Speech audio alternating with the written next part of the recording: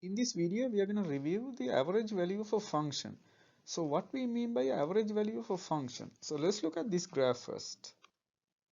So the question is, if you say this function is y equal fx from a to b, so the question is, will there be a rectangle that has the exact same area as the shaded area?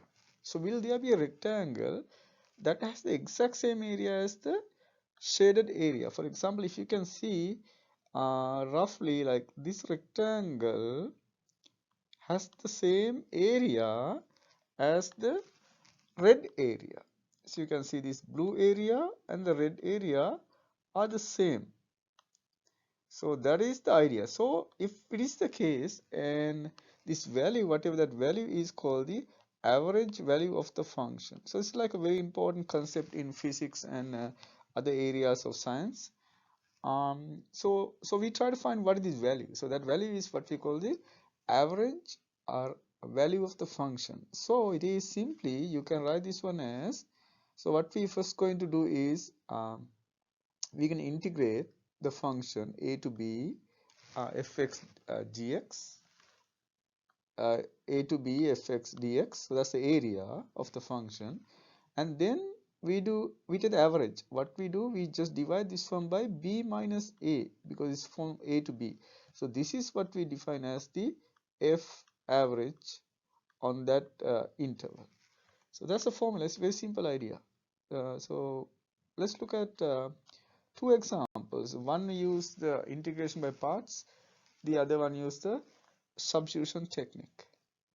So let's look at the first one. So we look at this problem. So what it says that find the average value of y equal square root of tan inverse x divided by 1 plus x squared on the interval 0, 1. So if you write the formula, if you write the answer for this one, so the answer should be the average value of the function is the a divided by b minus a times the integral a to b fx dx. So let's plug in the value here. So if you plug in the value, so what you're going to get is 1 over 1 minus 0 from 0 to 1 tan inverse x square root divided by 1 plus x squared dx. So if you look at this problem, you can see we have that inverse tangent function and arctan, and the derivative of that one is 1 over 1 plus x squared. That's exactly what we have here. So that means this is a nice candidate for substitution method. So what we do here, so we can take u equal tan inverse x. Once you do that, you can see that du equals simply 1 over 1 plus x squared dx. And then we also need to find the new limits. So when x equal 0, you can see that u equal tan inverse 0, which is 0. And then when x equal 1, u equal tan inverse 1, which is pi over 4. That's the exact value, pi over 4. That's one of the common values. Now we can substitute those values here. So if you substitute, what will happen is 1 over 1 minus 1 is 1. So we don't write that. So tan inverse x is u. So it's going to be u square root. And then dx over 1 plus x squared. You can see dx over 1 plus x squared is du. This is simply going to be du. So since the du problem, you need to put the limits of u. So what are the limits of u? 0 becomes 0. 1 becomes pi over 4. So that is the new problem. Don't write 0, 1 here, then it's wrong. Because whenever you change the variable, you have to put the new limits. New limits of the new variable. Now this is a very simple integral. This is integral. We know how to integrate square root.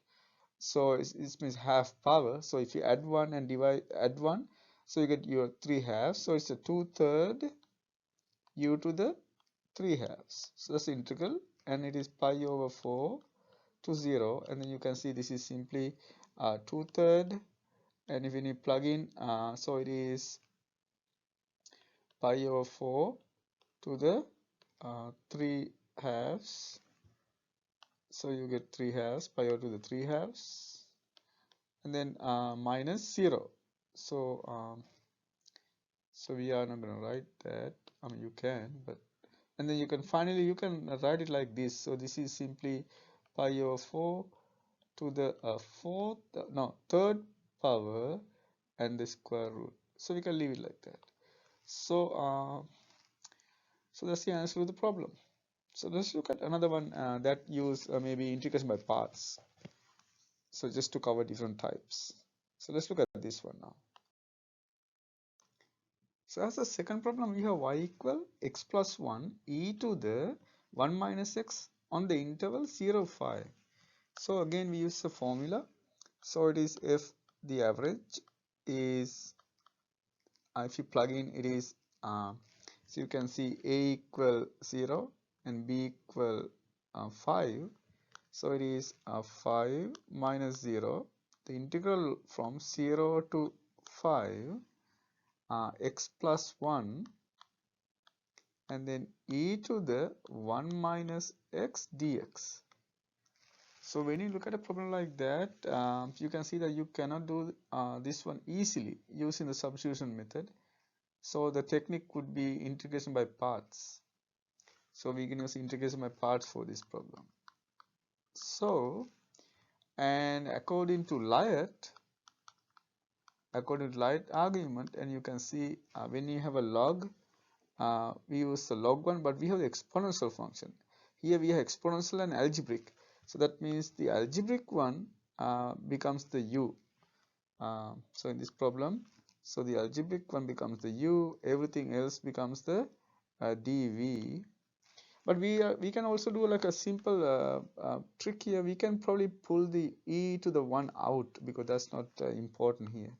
So if you pull it out, you can write this one as e to the 5. You don't have to, but it's going to make it simple. So it's like you're writing simple. So then we have negative e to the negative x dx. So let's use this one instead. So that means we're going to pick this one as u and this one as dv. So your choices are u equal x plus 1.